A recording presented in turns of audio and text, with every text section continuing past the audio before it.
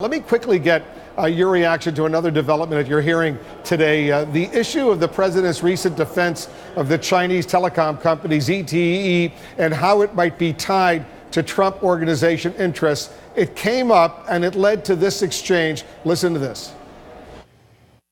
Given that the president refuses to disclose his tax returns, how can you assure the American people that American foreign policy is free of his personal conflicts of interest?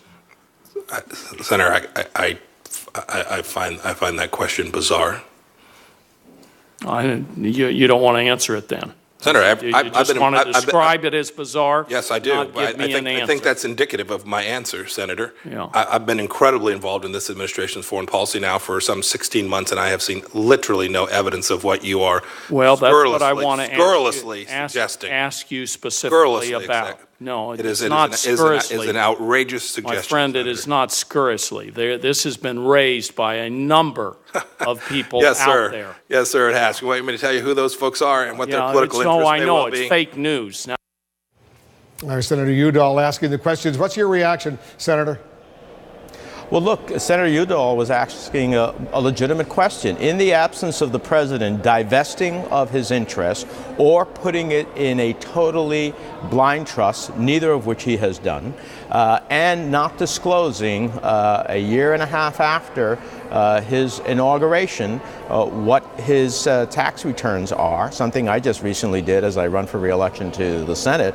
The reality is that it's a legitimate question, because for someone who said, let me help American workers, helping ZTE when so many national security questions have been raised about ZTE is pretty extraordinary. And so there are real national security questions here.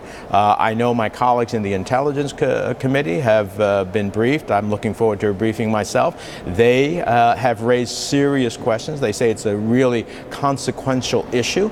So I think having that type of line of questioning is a result of not having the disclosure of your tax returns, not going ahead and divesting, and not going ahead and putting it into a blind trust. There are concerns. How do you have this dramatic turnaround about your views about challenging China as it relates to the trade imbalance and helping American workers, and then say you're worried about Chinese workers and ZTE, which is a national security concern?